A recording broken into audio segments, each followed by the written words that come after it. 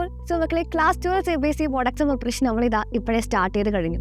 So board എക്സാമിന് മുന്നോടിയായിട്ട് നമുക്ക് ഒരുപാട് ഒരുക്കങ്ങളുടെ ആവശ്യമുണ്ട് അല്ലേ.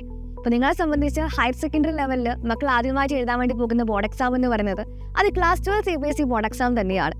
സോ നിങ്ങൾക്കറിയുന്നത് തന്നെയാണ്, കഴിഞ്ഞ കുറേ വർഷങ്ങളായിട്ട് കമ്പയർ ചെയ്യുന്ന സമയത്ത് ഓരോ വർഷങ്ങൾ കൂടിക്കൊണ്ടിരിക്കുമ്പോൾ നമ്മുടെ ബോർഡ് എക്സാമിൻ്റെ സിലബസും ഹാർഡായിക്കൊണ്ടിരിക്കുകയാണ്. ഇപ്പോൾ ബോർഡ് എക്സാമിൻ്റെ ലെവലിനെ കുറിച്ച് പറയുവാണെങ്കിൽ എൻട്രൻസ് എക്സാമിൻ്റെ ലെവലിലേക്ക് വരെ ഫിസിക്സിൻ്റെ ബോർഡ് എക്സാമിൻ്റെ നിലവാരം ഉയർന്നിട്ടുണ്ട്. അപ്പോൾ നിങ്ങൾക്കറിയുന്ന കാര്യം തന്നെയാണ്.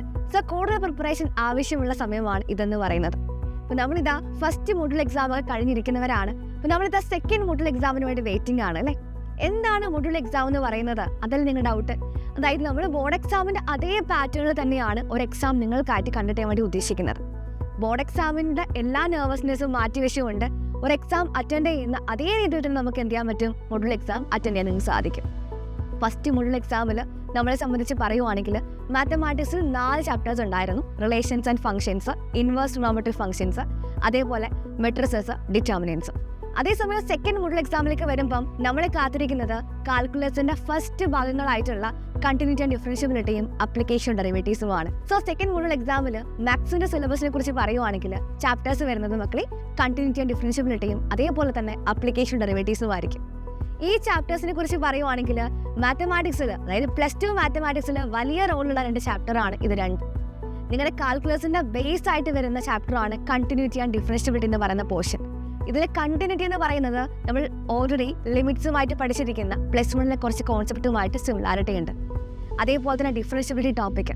അപ്പോൾ നിങ്ങൾ അങ്ങോട്ട് പോകുന്ന സമയത്ത് കാൽക്കുലസിന്റെ രാജാവായിട്ടുള്ള ഇൻ്റഗ്രൽസിലേക്ക് പഠിക്കുന്ന സമയത്തും വരും ചാപ്റ്റർ ആയിട്ടുള്ള ഡിഫറൻഷ്യൽ ഇക്വേഷൻ പഠിക്കുന്ന സമയത്തും ഒരുപാട് കോൺസെപ്റ്റ് ആവശ്യമുള്ള ചാപ്റ്റർ തന്നെയാണ് നമ്മുടെ ബേസ് ആയിട്ടുള്ള കണ്ടിന്യൂറ്റി ആൻഡ് ഡിഫറൻഷ്യബിലിറ്റി എന്ന് പറയുന്നത്. സോ ഈ 2 ചാപ്റ്റർ അതിഗംഭീരമായി തന്നെ പഠിച്ചെടുക്കേണ്ടത് വളരെ ഇമ്പോർട്ടൻ്റ് ആയിട്ടുള്ള കാര്യമാണ്. സോ മോഡൽ എക്സാമിന്റെ പ്രസക്തി എന്തെന്ന് വെച്ച് കഴിഞ്ഞാൽ നമ്മൾ എന്ത് ചെയ്യുന്നു? 2 ചാപ്റ്റേഴ്സ് ആദ്യം പഠിച്ചു കഴിയുന്നു. ഫസ്റ്റ് മോഡൽ എക്സാമിലെ 4 നമ്മൾ കംപ്ലീറ്റ് ആയിട്ട് പഠിച്ചവരാണ്. സെക്കൻഡ് മോഡൽ എക്സാമിലേക്ക് വരുമ്പം ഈ 2 ചാപ്റ്റർ നമ്മൾ എന്ത് ചെയ്യുന്നു? നല്ല രീതിയിൽ പഠിക്കുന്നു. അപ്പം നിങ്ങൾ വിചാരിക്കും ഓൾറെഡി നമ്മൾ എന്താണ് അഗ്നി ബാസിൽ എല്ലാ കാര്യങ്ങളും പഠിച്ചവരാണെന്ന് അല്ലേ. എന്ത് കാര്യം പഠിച്ചു കഴിഞ്ഞാലും റിവിഷൻ എന്ന് പറയുന്ന സാധനം ഭയങ്കര ഇമ്പോർട്ടൻ്റ് ആണ് അല്ലേ. അത് വളരെ ഇമ്പോർട്ടൻ്റ് ആയിട്ടുള്ള ഫാക്ടർ തന്നെയാണ്. സോ നമ്മൾ കണ്ടിന്യൂറ്റി ഡിഫറൻഷ്യബിലിറ്റി പഠിച്ചു, അപ്ലിക്കേഷൻ ഡെറിവേറ്റീവ്സ് പഠിച്ചു. എന്നിരുന്നാലും പല കാര്യങ്ങളും നിങ്ങൾ മറന്നു പോയിട്ടുണ്ടായിരിക്കും. ആൻഡ് കൂടുതൽ ക്വസ്റ്റ്യൻസ് നമുക്ക് എന്ത് ചെയ്യണം? വർക്കൗട്ട് ചെയ്ത് പഠിക്കേണ്ട ആവശ്യമുണ്ട്. സോ ഇപ്പോൾ മോഡൽ എക്സാമിന് മുന്നോടിയായിട്ട് നിങ്ങൾക്ക് എന്ത് ചെയ്യുന്നുണ്ടാവും? റിവിഷൻ ക്ലാസ്സുകൾ സൈലം പ്രൊവൈഡ് ചെയ്യുന്നുണ്ടായിരിക്കും. അപ്പോൾ റിവിഷൻ ക്ലാസ്സുകൾ നിങ്ങൾക്ക് മാക്സിമം ക്വസ്റ്റ്യൻസ് വർക്കൗട്ട് ചെയ്യാനും ഒരുപാട് കോൺസെപ്റ്റുകൾ മനസ്സിലാക്കാനും പറ്റും. ഇതിപ്പോൾ മാത്സിന്റെ കേസ് മാത്രമല്ല പറയുന്നത്, ഫിസിക്സ് ആയിക്കോട്ടെ, കെമിസ്ട്രി ആയിക്കോട്ടെ, ഈവൻ ബയോളജിയുടെ കേസ് ആയിക്കോട്ടെ, മോഡൽ എക്സാമിന് മുന്നോടിയായിട്ട് തന്നെ നിങ്ങൾക്ക് എല്ലാത്തിൻ്റെയും റിവിഷൻ ക്ലാസ്സുകൾ ലഭ്യമാകും. സോ എല്ലാ ചാപ്റ്റേഴ്സ് നമുക്ക് എന്ത് ചെയ്യാൻ പറ്റും? ഗംഭീരമായി തന്നെ പഠിച്ചെടുക്കാൻ സാധിക്കും.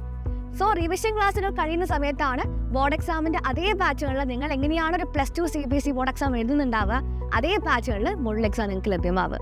സോ ഇതിനെക്കുറിച്ചും അതേപോലെ തന്നെ മറ്റ് സബ്ജക്റ്റ് ആയിട്ടുള്ള ഫിസിക്സിൻ്റെയും കെമിസ്ട്രിയുടെയും ബയോളജിൻ്റെ സിലബസിനെ കുറിച്ച് കൃത്യമായിട്ടുള്ള ധാരണ ലഭിക്കാനായിട്ട് നിങ്ങൾക്കൊരു സ്റ്റഡി പ്ലാൻ പറഞ്ഞുതരാനായിട്ട് മക്കളെ സൈലം ഇതാ ഒരു ലോഞ്ച് കണ്ടക്ട് ചെയ്യുന്നുണ്ട്.